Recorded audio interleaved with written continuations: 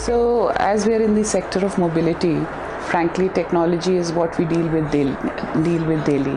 And new technologies are, of course, a new challenge for each organization. And same is with our case. But frankly, with L&D, we are well prepared.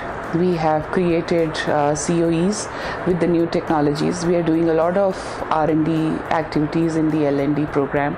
We have initiated the process of training our people into these new technologies, and we are moving ahead with these COEs wherein we are formation of some POCs, and to tell you that we are writing good research papers which are based on categorically on research, not really the white papers, but we are actually writing the research papers, and some of them I would be proudly saying that some of them have got printed into research journals which are of category A research journals.